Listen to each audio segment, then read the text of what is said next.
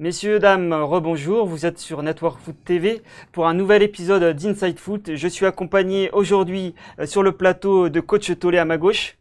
Toujours tout va bien, au top, tout va bien, ça parle avec les mains. C'est ça. Achille, comment vas-tu? Muy bien. Muy bien.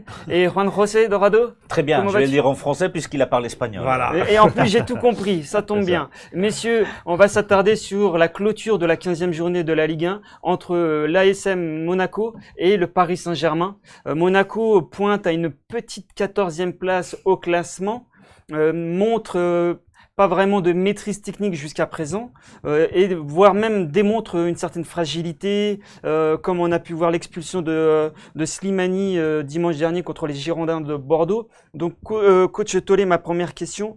D'après toi, l'ASM Monaco peut-il rivaliser sur ce match avec l'ogre parisien? Sur un match, tout est possible, et sur ce match, oui, c'est possible, parce que Monaco a, je pense, le meilleur effectif de France, hormis le Paris Saint-Germain. Carrément. Oui, clairement, hormis le PSG, pour moi, c'est la meilleure équipe sur le papier, surtout en attaque et au milieu. Quand on voit le potentiel joueur impressionnant que propose l'ASM, c'est plus compliqué quand même derrière. C'est du moins plus compliqué au niveau de l'animation défensive de l'AS Monaco depuis maintenant bien 18 mois. Et c'est là que Monaco risque de perdre ce match-là, parce que je pense que sur une rencontre, les Golovin et autres sont capables de rivaliser avec le milieu de terrain du Paris Saint-Germain.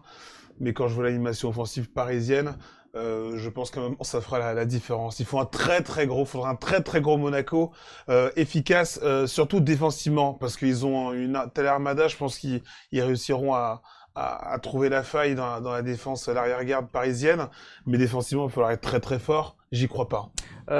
Achille, pour Monaco, les années se suivent et se ressemblent au vu du classement actuel? Non, je ressemble pas. Là, c'est juste que manque de peau, Monaco est en train a repris une certaine allure, un certain bon train emmené par le duo d'enfer, hein, de la Ligue 1, Slimani-Ben Yedder.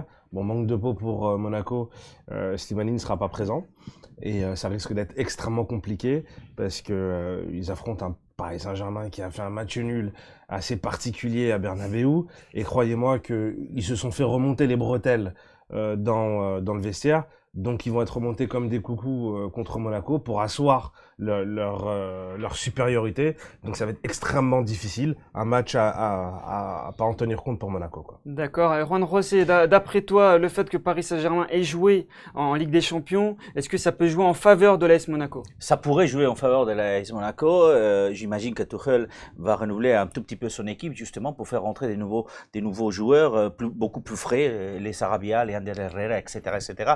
Mais n'oublions pas, de toute façon, hein, c'est 14 journées de championnat, ça va être la 15e, mais Monaco est à 6 défaites, hein, et c'est une équipe qui prend énormément de buts, 24 buts, et le PSG en prend très peu, 8. Donc je pense que c'est un match complètement déséquilibré, et sauf à se planter par le PSG, Monaco a très peu de chances de sortir vainqueur de cette confrontation. Bon, très bien. Merci messieurs pour ce débat. On suivra ça dès dimanche soir après cette journée. Merci encore de votre attention. N'hésitez pas d'aller sur YouTube pour vous abonner.